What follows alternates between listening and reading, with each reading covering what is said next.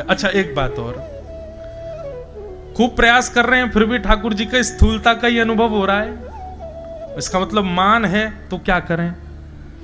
तब मान के नाश के लिए श्री जी की शरण ग्रहण करो, किशोरी जी को पुकारो। श्री जी मान विहीन करती हैं। हमारी लाडली जी किशोरी जी ये आपको योग्य बनाएंगी ठाकुर जी की सेवा की। ठाकुर जी कैसे हैं पता है?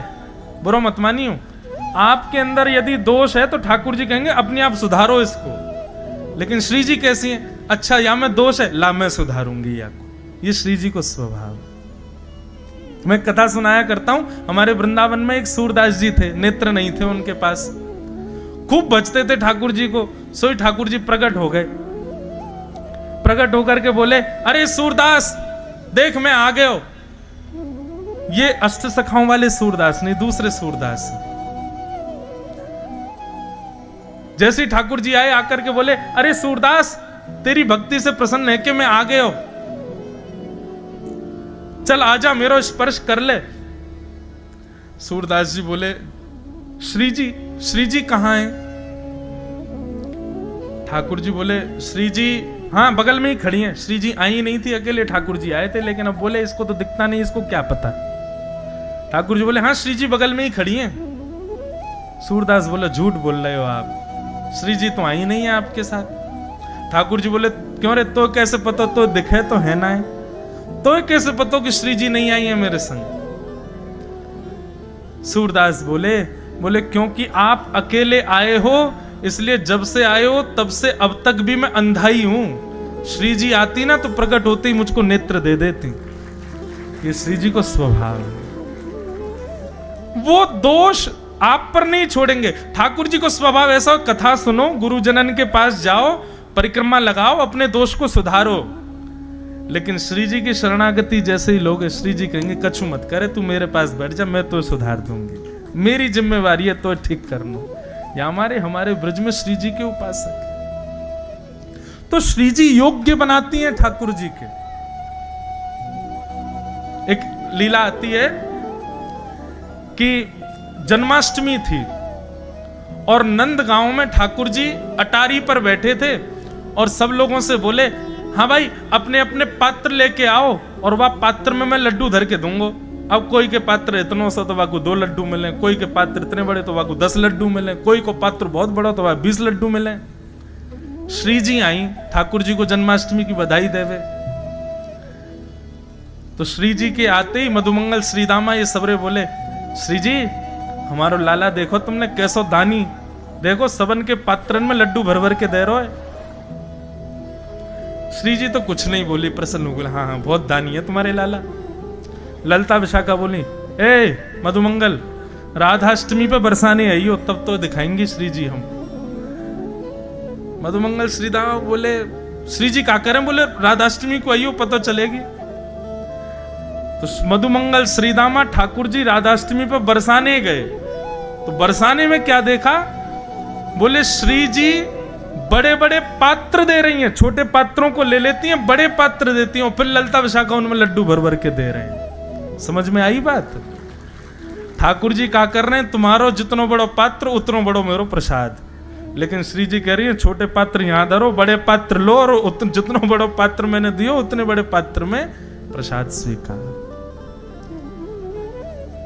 हम ठाकुर जी की बुराई कर दें श्री जी के आगे, क्योंकि हमारे ब्रज में ही के हमारे माई श्यामा जू को राज, जाके अधीन सदा ही सांवरो, या ब्रज को सरताज, हमारे माई श्यामा जू को राज। तो भैया कभी मान यदि बढ़ रहा हो ना, ठाकुर जी की सेवा में मान घटाना हो, या संसार में भी आपको तो पता ही है कि आप अभिमानी कब कब हो रहे हो, श्री जी को भजो। रावण जब पूरे विश्व पे दिग्विजय प्राप्त कर चुका था, बहुत अच्छी और बड़ी अनसुनी कथा है, देवताओं को भी हरा दिया रावण ने अपने बल के आगे। तो एक दिन रावण अपनी सभा में बैठा अपने जंघा को थापते हुए कह रहा था, मुझे लगता है पूरे त्रिलोक में 14 भुवन में मुझसे ज्यादा बलशाली कोई नहीं। मैंने सबको जीत लिया। तब उनके सभा में एक व्यक्ति बुजुर्ग सा आया और आकर के कहा, महाराज आप निश्चित ही बलशाली हैं, पर हम आपसे प्रार्थना करना चाहेंगे, कभी अवध नरेश महाराज रघु के यहां मत जाइएगा। भगवान श्री राम जिस वंश में प्रकट हुए, रघुवंश, वो रघु महाराज। ये तब की बात है जब रघु महाराज विराजते थे अवध में। तो व्यक्ति ने कहा, बोले महाराज आप निश्चित ही पूरे विश्व पर जीत चुके हैं, लेकिन आप कभी भूल करके अवध की तरफ मत जाइएगा, अयोध्या के राजा रघु के सामने मत जाइएगा। रावण बोला, आपने मुझे ललकारा है, मुझे चेता दिया है, अब तो मैं जाऊंगा। बोले महाराज मैं फिर हाथ जोड़ के प्रार्थना करूंगा, मत जाइएगा, वे बहुत बलशाली हैं। अरे मैंने सबको हरा दिया, इंद्र आदि कुबेर आदि सब हारे पड़े मुझसे, ये रघु क्या चीज। बोले कि इसके लिए हम आपसे बस प्रार्थना करेंगे, आप एक बार विद्यार्थी बनके उनको देखने जाओ, बस फिर आपको लगे कि हाँ मैं युद्ध कर सकता हूं तो करना। तो रावण विद्यार्थी बनकर के रघु महाराज के पास गया। तो रघु महाराज संध्या कर रहे थे सरजू जी के तट पर बैठ करके। संध्या में निधान होता है बंधुओं, हाथ में जल लेकर के, ऐसे अघमर्षण का जल हाथ उठा करके पीछे की ओर डाला जाता है। कहते हैं कि वो जल यदि वृक्ष पर भी गिर जाए तो पूरा वृक्ष सूख जाएगा, इतना बलशाली होता है अघमर्षण का जल। तो महाराज रघु जब अघमर्षण का जल सिद्ध कर रहे थे, उसी समय उनके चिंतन में आया कि दक्षिण भारत के किसी ब्राह्मण के यहां एक गौ माता बंधी हुई है और उस गौ माता पर एक शेर आक्रमण कर रहा है और वो ब्राह्मण त्राही माम करके रक्षमाम करके चिल्ला रहा है, कोई रक्षा करो, कोई रक्षा करो। तभी रघु महाराज ने उसका चिंतन किया और चिंतन करके उस अघमर्षण के जल को शेर का चिंतन करके अपनी भुजा के पीछे अयोध्या में फेंका और दक्षिण में उस ब्राह्मण के यहां गौशाला में उस शेर का वध हो गया। ये थे महाराज रघु। रावण ने जब ये दृश्य देखा, रावण दौड़ करके गया, बोले महाराज आपने अभी अभी कुछ किया है, ये अघमर्षण का जल आपने जो पीछे फेंका, निश्चित ही मुझे जो विस्फोट की आवाज आई थी उससे ऐसा लगता है कि आपने किसी का वध किया है। तब महाराज रघु ने पूरी बात बताई, ऐसे ऐसे एक जगह हो रहा था, उसको मार दिया। रावण बोला, ये तो मैंने पहली बार देखा भगवान, ऐसा योग बल कि आप यहां बैठे बैठे किसी को ही मार देते हो। रावण बोला, सही कह रहे थे वो, इनसे युद्ध नहीं, इनसे तो नीचे बैठे बैठे इनसे सीख लें पहले। तो रावण उनसे विद्या सीखने लगा। एक दिन रावण पीछे पड़ गया कि महाराज मेरी लंका चलो, आप मेरे गुरु हैं, एक बार लंका में पैर पधरा दो। रघु महाराज ने एक कुशा उठाई और सरजू जी के किनारे कुछ बनाने लगे और बनाते बनाते रावण से बोले, सुनो ये तुम्हारा घर है, ये तुम्हारा भवन है, यहाँ मंदोदरी रहती है, यहाँ कुंभकर्ण सोता है, यहाँ पर विभीषण रहते हैं, यहाँ पर तुम्हारे पुत्र अक्षय कुमार रहते हैं, आदि आदि सबके बारे में वहीं बैठे बैठे उन्होंने बता दिया। बोले महाराज आपको कैसे पता, आप कभी लंका गए? बोले नहीं गए नहीं है, बस हमको दिख रहा है। और सुनो इस वाले द्वार पे लंकिनी नाम की राक्षसी बैठी रहती है, सब वहीं दिखा दिया। रावण बोला, जय हो भगवान, आप दिव्य हैं प्रभु, मेरी लंका चलो, मेरी लंका में चरण पद। बहुत जिद की तो गलती से रघु महाराज का हाथ उस नक्शे के एक कोने में पड़ गया। रघु महाराज बोले, राम राम राम, जे क्या हो गया? रावण बोला, क्या हुआ? बोले, अरे हमारा हाथ पड़ गया इसके ऊपर। तो बोले, इससे क्या हुआ? बोले, इतनी तुम्हारी लंका का हिस्सा समुद्र में डूब गया अब, क्योंकि मेरा हाथ गलती से पड़ गया। रावण दौड़ करके लंका गया तो वास्तव में उतना टुकड़ा डूब रहा था समुद्र में। रावण बोला कि भाई ये रघु तो साधारण नहीं है, युद्ध करना तो दूर की बात है, ये तो कहीं पे भी कुछ भी कर सकते हैं, मुझे भी मार सकते हैं। तब रावण ने पूछा कि रघु महाराज के बल का कारण क्या है। तब एक संत ने आकर के बताया, बोले रघु महाराज स्वयं भी वेदज्ञ हैं, स्वयं भी गुरुनिष्ठ हैं, पर उनसे भी ज्यादा उनकी पत्नी, वो गुरुजनों को प्रणाम करती हैं, वो सेवा करती हैं, यज्ञ करती हैं, सब करती हैं और पतिव्रता धर्म का पालन करती हैं। इनकी पत्नी के पतिव्रत धर्म का बल रघु महाराज को मिला हुआ है। रघु महाराज को मारने का केवल एक तरीका है, इनकी पत्नी का पातिव्रत धर्म जब टूटेगा तभी आप इनके ऊपर आक्रमण कर सकते। रावण बोला हम राक्षस हैं, इतना तो हम पे आता है, हम रघु का रूप धारण करके जाएंगे और इनकी पत्नी का पातिव्रत धर्म तोड़ देंगे। रघु महाराज किसी कार्य से बाहर गए थे, रावण रघु का रूप धारण करके अयोध्या आ गया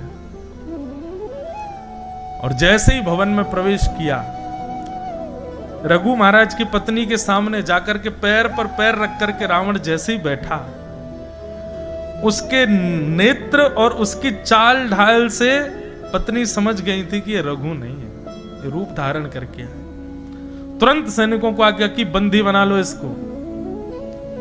रावण कहने लगा अरे मैं रघु महाराज हूं, मुझे बंदी क्यों बना रही हो? बोले रघु होते तो रघु महाराज जब भी अपने भवन में आते हैं अयोध्या की माटी को प्रणाम करके आते हैं, माथे पर रज लगी होती और तुम्हारे चलने बोलने ढलने इससे सब पता चल रहा है कि तुम रघु नहीं हो। बंदी बना लिया।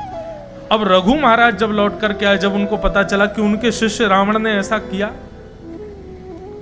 तुरंत रावण को सामने बांध दिया। बोले लाओ मेरे बाण और तरकश, इसका वध करता हूं मैं। जैसे ही उन्होंने बाण लेकर के रावण का वध करना चाहा, तभी ब्रह्मा जी प्रकट हो गए। बोले भगवान आप ठाकुर जी की लीला को क्यों खत्म कर रहे हो?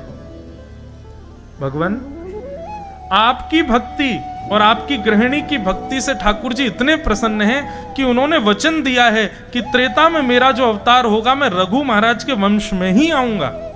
और रघु महाराज जी से कह दीजिए कि रावण को ना मारें। जिस बाण को इन्होंने धनुष पर ताना है, इस बाण को ब्रह्मा जी रख लें अपने पास। जब रावण का वध होगा तब इसी बाण से मैं रावण को मारूंगा। फिर आगे लंबी कथा है। राम जी जब रावण को मारने के लिए गए, खूब बाण मारे, नहीं मरा। तब विभीषण जी ने बताया, बोले महाराज ऐसे ऐसे बात है, रघु महाराज जिसको मारने वाले थे वो बाण ब्रह्मा जी को रघु महाराज ने दे दिया था। फिर रावण ने तपस्या की और तपस्या करके ब्रह्मा जी को प्रकट किया। ब्रह्मा जी प्रसन्न होकर के बोले वर मांगो, क्या चाहिए? बोले रघु महाराज ने जो बाण आपको दिया है वो मुझको दे दो, उसमें मेरे प्राण हैं। ब्रह्मा जी बोले यार ये तो तुमने फंसा दिया हमको। और ब्रह्मा जी को ना चाहते हुए वो बाण रावण को देना पड़ा। रावण ने वो बाण अपनी किसी प्रिय स्थान पर छिपा रखा, ये किसी को नहीं पता कि वो कहां है। राम जी ने तुरंत हनुमान जी को बुलाया, बोले बाण ढूंढ के लाओ, पूरी लंका में ही कहीं है। हनुमान जी बोले भगवान मुझे ऐसा लगता है कि कितना भी बड़ा क्रूर व्यक्ति क्यों ना हो, अपनी मूल से मूल्यवान वस्तु अपनी पत्नी को देता है। मुझे ऐसा लगता है मंदोदरी के पास बाण होगा। राम जी बोले युक्ति लगाओ, लेके आओ। सोई महाराज हनुमान जी नन्हे से बौने ब्राह्मण बने और त्रिपुंड आदि लगा करके और महाराज हाथ में वेद लेकर के सीधे मंदोदरी के पास पहुंचे। मंदोदरी के पास पहुंच करके ब्राह्मण देवता आशीर्वाद देने लगे, सौभाग्यवती भव, सौभाग्यवती भव। मंदोदरी कहने लगी काय बात का सौभाग्य? मेरे पति को इतने बाण मारे जा रहे हैं और आप कह रहे हैं सौभाग्यवती भव। अब मैं विधवा होने वाली हूं और आप कह रहे हैं सौभाग्यवती भव। हनुमान जी बोले अरे देवी तुम भूल गई क्या? रावण के प्राण तो एक बाण में रहते हैं और वो बाण तो रावण ने कहीं छुपा रखा है। जब तक वो नहीं मिलेगा राम जी को तब तक कैसे मरेगा रावण? तुम क्यों डरती हो? मंदोदरी को याद आया। मंदोदरी हंस करके बोले अरे हाँ भगवान, अरे मैं तो भूल ही गई थी। वो बाण तो मेरे ही कक्ष के जो है खंबे में ही तो रखा है, मैं रोज उसकी पूजा करती हूं। और मंदोदरी जाकर के उस खंबे से लिपट गई। इतने में हनुमान जी ने अपना रूप धारण किया, एक मुष्टिक प्रहार की खंबा तोड़ के बाण निकाल के ले गए, जाके राम जी को दे दिया, लो मार दो भगवान। राम जी ने चढ़ा करके उसका वध कर दिया। ये दक्षिण की एक रामायण है, उसमें ये कथा वर्णित है। तो पूरी कथा का कारण क्या था? पातिव्रत धर्म। पतिव्रता नारी सामान्य नहीं होता है, उसमें बहुत बल है। पत्नी के भजन में भी बल बढ़ता है, पति के कार्यों में भी बल बढ़ता है। बंधुओं ये नियम है ठाकुर जी का। जब आप भक्ति पथ पर आएंगे तो आपको संसार के विषयों को ठाकुर जी आपके सामने प्रस्तुत करेंगे कि इसको भोग लो, ये तुम्हारे लिए है।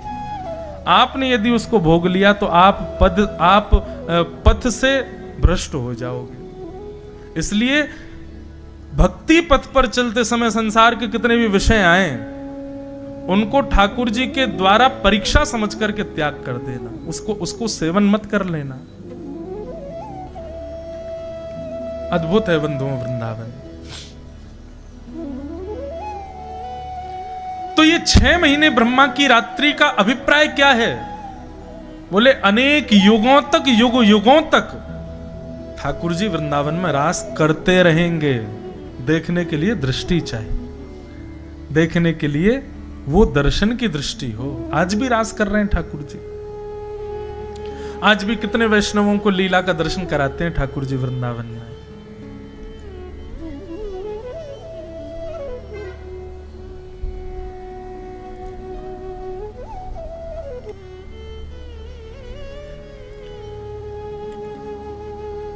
ताज बेगम,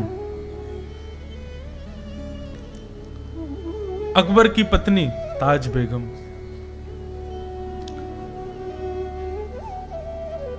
पहली बार गोवर्धन गई और जब से गिरधर स्वरूप को देखा तब से बस उन्हीं की हो गई।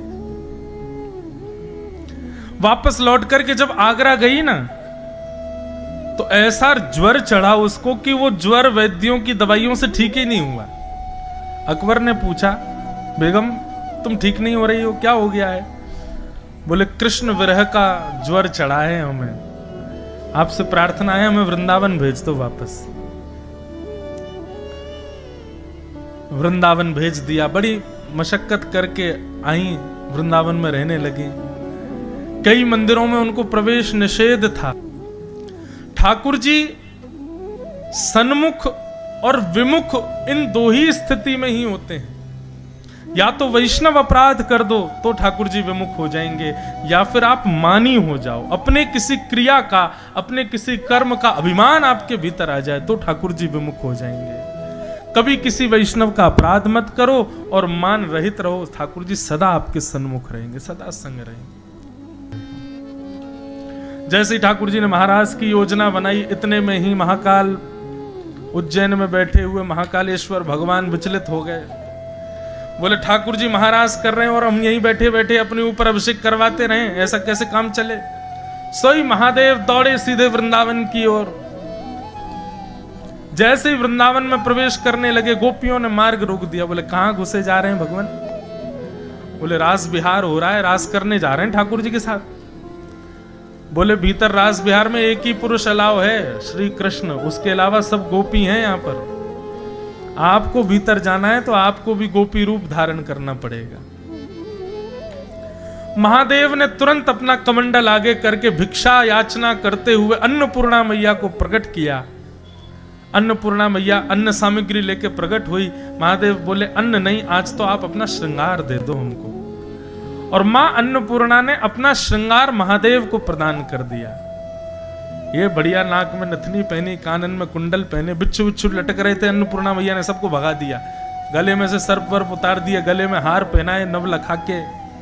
जे बढ़िया महाराज नीचे घेरदार बढ़िया जो पहनती है माताएं आदि, सब पहनाया उनको। चुनरी उनरी उड़ा करके, होठों पर लालिमा लगा के, आंखन में काजल वाजल पधरा करके महादेव के जटाओं को खोल दिया और खोल करके यमुना जल से धो दिया। जटा बना रखी थी, केश बनाया। जे घुंघराले केश महादेव के इतने सुंदर लग रहे हैं कि महाराज क्या कहें। और उसमें मूंछ हो रहे महादेव के। गोपी तो बने पर मूंछ वाली गोपी बन के आए। ऐसा रूप धारण किया, धम धम मर्दानी चाल, और लिए घूंघट हाथ में चल रहे महादेव। गोपियां बोली अरे देखियो ये कैसी गोपी आ रही है। बोले ऐसे भीतर ना जाने देंगी, पहले आपको मुख देखेंगी। महादेव घूंघट करके खड़े हैं। गोपियां बोली एक गोपी ने अपनो मुख तो दिखाए थे। महादेव बोले नहीं, हम जिनके लिए तैयार हुए हैं उन्हीं को ही दिखाएंगे। गोपी बोली अरे हमें पता है तू बहुत मलूक है, नहीं दिखाए तो दे। अगर सुंदर होगी तो ही भीतर जान देंगी, ने को कोई कमी लगी तो यहीं रोक देंगी। महादेव बोले वैसे तो बात यह है कि अगर हमने घूंघट ऊपर कर लिया ना तो तुम सब मूर्छित हो जाओगी, रोकने वाला बचेगा ही नहीं। हमारा रूप ऐसा है कि उसको वही देख सकता है जो भीतर नृत्य कर रहा है, आप नहीं देख पाओगी। गोपियां बोली नहीं, मुख तो दिखाना पड़ेगा। जैसे ही महादेव ने नेक घूंघट ऊपर किया, महाराज ये सुंदर महादेव के घुंघराले केश, कटाक्ष नेत्र, तीसरो नेत्र फड़फड़ा रहा है महाराज। जैसे ही श्याम सुंदर आए तुरंत नेत्र खोल के दर्शन कर लें।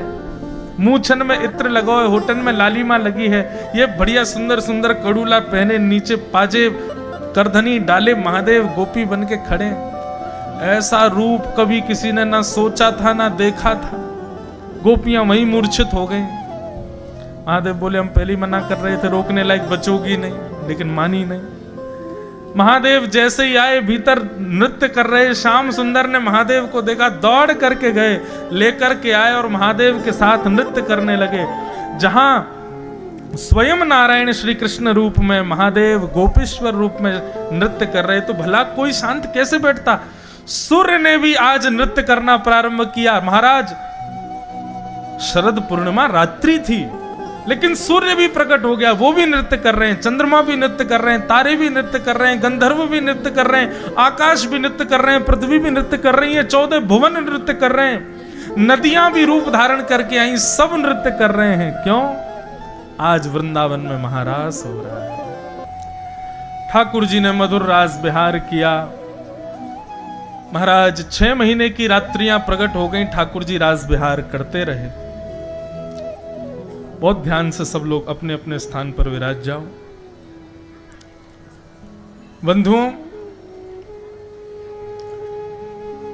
टीकाकारों की माने, शास्त्रों की माने तो ठाकुर जी ने ब्रह्मा की 6 महीने की रात्रियों में रास किया।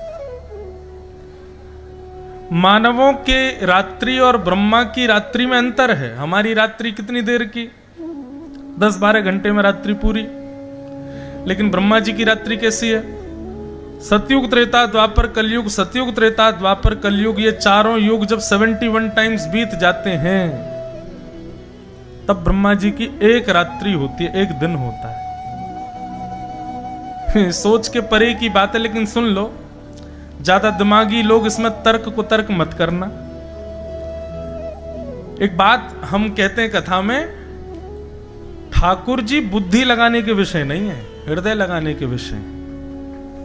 उनमें बुद्धि मत लगाओ आप, क्योंकि आजकल के विज्ञान को पढ़ने वाले बुद्धि लगाएंगे तो उनको समझ में आ ही नहीं सकता, वो सिद्ध कर ही नहीं पाएंगे।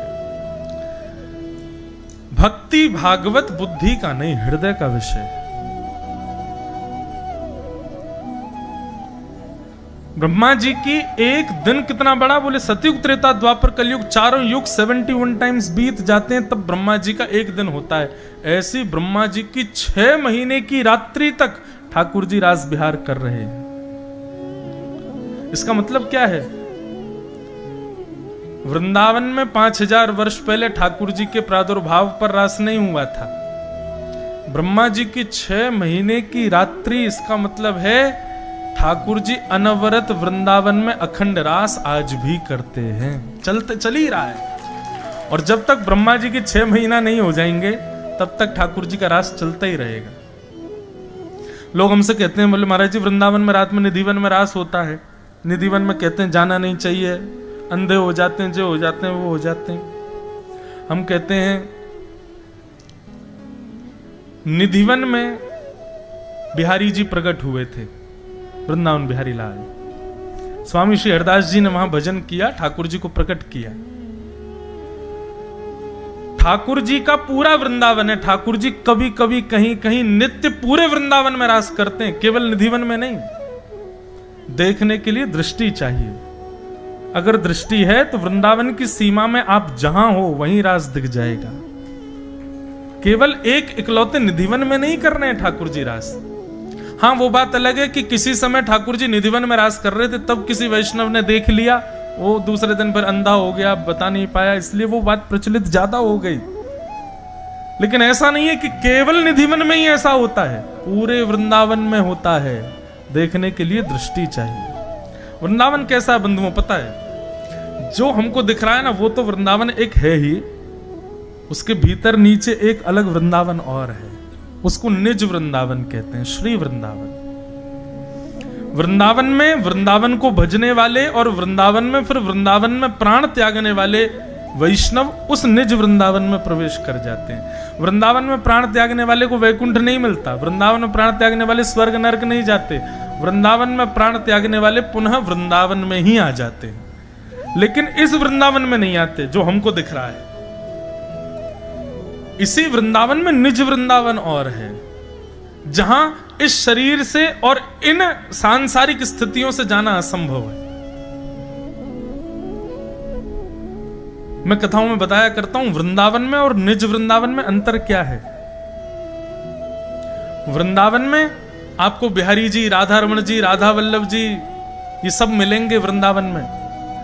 लेकिन निज वृंदावन में जब आप जाएंगे तो वहां बिहारी जी का मंदिर है, लेकिन मंदिर में जैसे ही जाओगे तो बिहारी जी एक जगह खड़े हुए नहीं मिलेंगे। कहो तो ऊपर बैठे हो अटारी पे, कहो तो नीचे आपके पास, अरे खाली आता है मुकू को छू लेके ना आयो, चल खवा मुकू। ठाकुर जी वहां बिल्कुल चैतन्य भाव से विचरण कर रहे हैं। निज वृंदावन में कभी हल्ला हो जाएगा, बोले अरे भैया सब लोग चलो यमुना जी पे श्यामा श्याम लीला कर रहे हैं, सब जाके यमुना तट पर बैठ जाएंगे, तभी एक दिव्य मंच प्रकट यमुना जी में हो जाएगा और श्यामा श्याम अष्ट सखियों के साथ वहां रास विहार कर रहे हैं, सबको दर्शन होगा। ये निज वृंदावन है।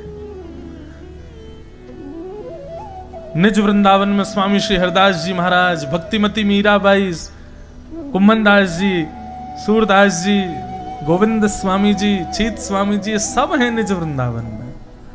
वो कहीं जाते थोड़ी हैं, वहां प्रिया प्रियतम का नित्य रास विहार चलता रहता है। इसलिए हमने साल में कुछ दिन रखे हैं, उसमें हम केवल ठाकुर जी की रस चर्चा करते हैं, अंतरंग लीलाएं उन पर थोड़ा, और फिर उसके लिए थोड़ा ये भी देखना पड़ता है कि भाई वही सुने जो उपयोगी हैं, जो अधिकारी है। अनधिकारी यदि लीला में बैठा है और सुन रहा है तो निश्चित है वो ठाकुर जी की लीला में संशय देखेगा, और उसने यदि संशय देखा तो अपराध हमको लगेगा कि तुमने सुनाई क्यों, उसको संशय दिख रहा है मेरी लीला में। इसलिए हम बहुत डर डर के कथा करते हैं कि कहीं कभी कभी किसी, अब आप लोग नाच रहे थे तो पीछे की ओर मुझे एक ऐसा कोई व्यक्ति दिखा जिसको लीला सुनने की इच्छा थी, सही बता रहे हैं, उसको देखते ही ये लीला गाने का मन होने लगा। लेकिन फिर कुछ लोग ऐसे दिख गए कि नहीं ये तो अनधिकारी हैं, क्यों कहें। आप लोग ये मत सोचना हमारा नंबर है उसमें, अब ये हमारी दृष्टि की बात है। सब अधिकारी हैं, इसीलिए इस पंडाल में बैठे हैं, और उस लीला तक जाने के लिए ही आप लोग अभी कथा सुन रहे हो कि उस स्थिति में आ जाओ कि वो लीला सुन सको।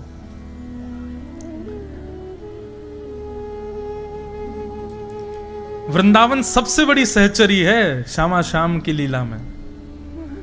ललिता, विशाखा आदि अष्ट सखियां, अष्ट सखा, ये सब तो वस्तु प्रयोजित करते हैं, पर वृंदावन श्यामा श्याम विहार करेंगे इसलिए सघन कुंज वृंदावन ने निर्मित की है। श्यामा श्याम लीला विहार करेंगे इसलिए सुंदर रज प्रकट की है। श्यामा श्याम लीला विहार करेंगे इसलिए यमुना वृंदावन ने प्रकट की है। ऐसा वृंदावन।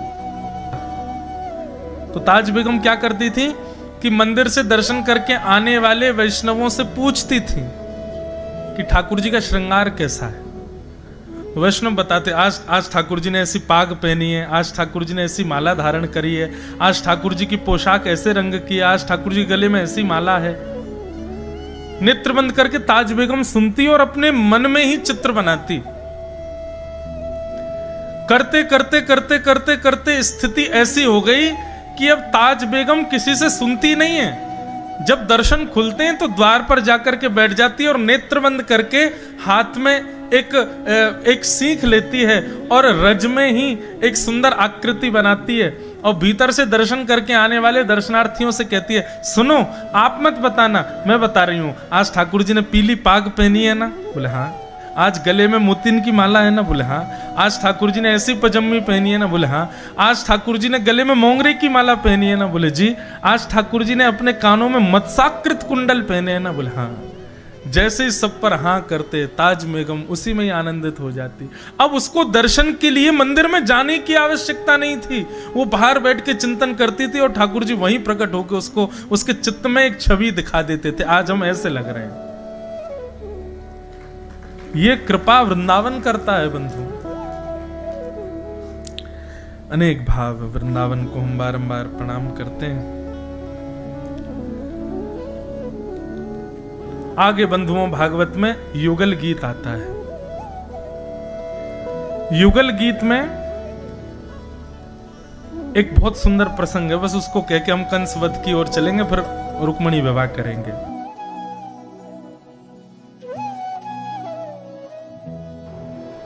भगवान के पुत्रों ने भगवान की बातों को नजरअंदाज कर दिया और संतों की परीक्षा लेने के लिए भगवान के पुत्र शांब को साड़ी पहना करके उसके पेट में पोटला बांध करके ले गए और कहा, महाराज नई बहू आई है। संत बोले, अच्छा किसकी बहू है? बोले, हम यदुवंशियों में ही एक हैं, उनकी बहू है। हम अभी हमको मिल गई तो हमने की चलो हम पूछ के बताते हैं, तुम्हारे बेटा होगा कि बेटी? संत बता देंगे। जरा आप बताना इसके बेटा होगा कि बेटी? संतों ने नेत्र बंद करके अपनी दिव्य दृष्टि से देखा, नेत्र खोले तो ताम्र वर्ण हो गया नेत्रों का। बोले, हमारी परीक्षा लेने आए हो?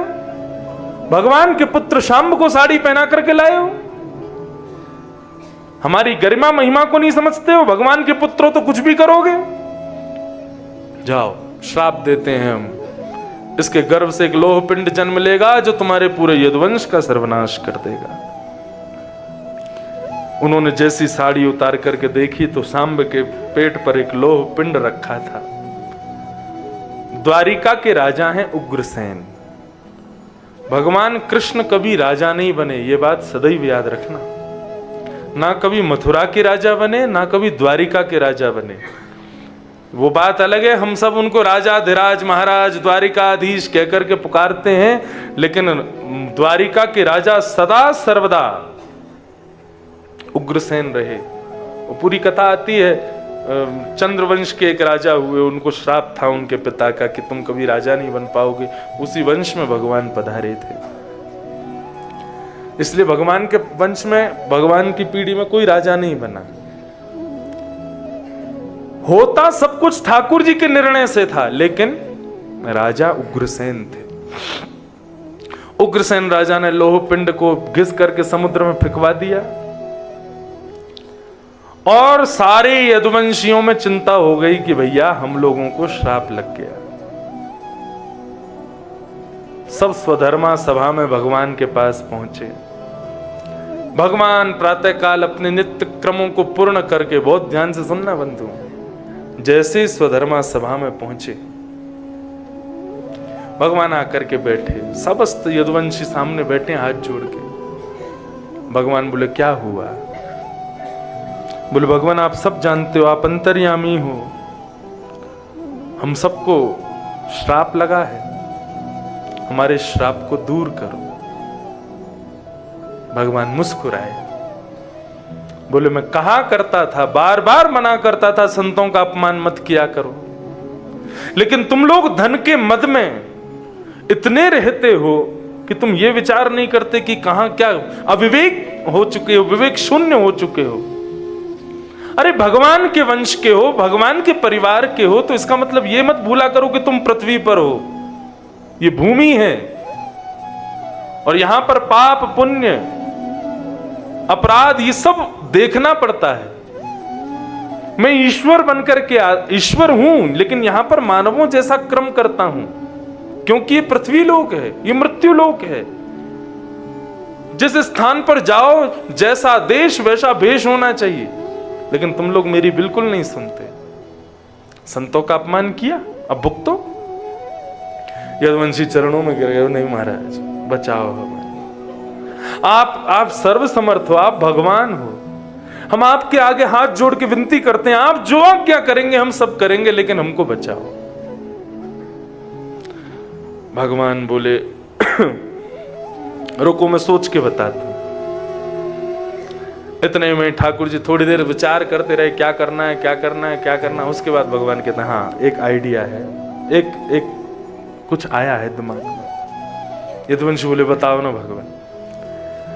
बोले हम लोग जिस क्षेत्र में रहते हैं द्वारिका, ये सौराष्ट्र का ही एक अंग है।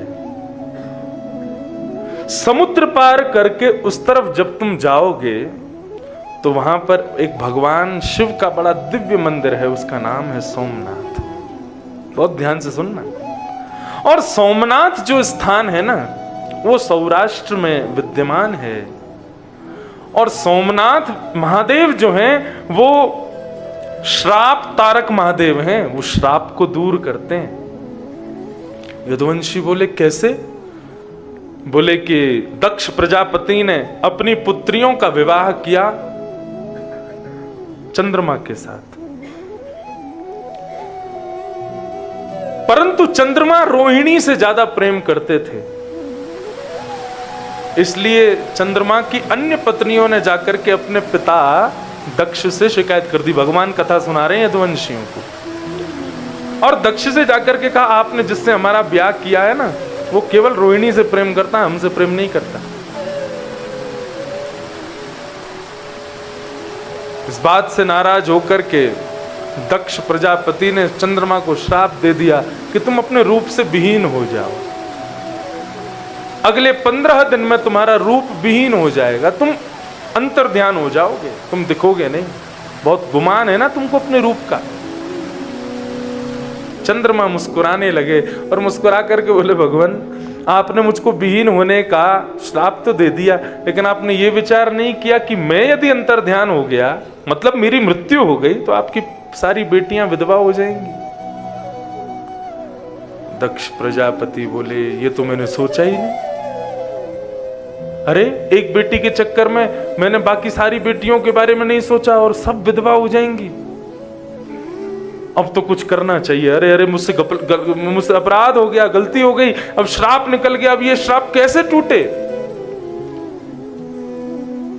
तब चंद्रमा बोले चिंता मत करो, मैं कुछ करता हूं। और चंद्रमा यहीं समुद्र के किनारे सौराष्ट्र में आकर के यहाँ पर उन्होंने 15 दिन तक भगवान शिव की आराधना की। वे रोज अपने रूप से घटते जा रहे थे, घटते जा रहे थे, घटते जा रहे थे। जिस दिन अमावस्या थी, मतलब पूर्ण तरह चंद्रमा को विहीन हो जाना था, नष्ट हो जाना था, उसी दिन देव आदिदेव महादेव सोमनाथ प्रकट हो गए। उनका नाम ही है सोम यानी कि चंद्रमा, और उसके जो नाथ सोमनाथ प्रकट हो गए। और चंद्रमा को कहा क्या बात है, और पूरा संदर्भ बताया। बोले मुझे श्राप लगा है, मैं कल अंतर्ध्यान हो जाऊंगा, पृथ्वी से चंद्रमा का अस्तित्व नष्ट हो जाएगा, मेरी पत्नियां विधवा हो जाएंगी, उसकी मुझे परवाह नहीं, लेकिन इस पृथ्वी को चंद्रमा की बहुत आवश्यकता है, क्योंकि चंद्रमा यदि रात में शीतलता नहीं देगा तो हमारे कितने प्रकार के रोगों को दूर करता है चंद्रमा। शशि हमारे रोगों को निवृत्त करता है। लोग डॉक्टर क्या कहते हैं, वैद्य क्या कहते हैं, काढ़ा दवाई जो भी देंगे रात में भोजन के बाद लेके सो जाना, सुबह तक ठीक हो जाओगे। व्यक्ति या तो रात रात में पधार जाएगा या फिर रात रात में ठीक हो जाएगा। उसकी जो पीड़ा है उसका हरण करता है शशि। पृथ्वी को मेरी बहुत आवश्यकता है, ये नहीं होना चाहिए।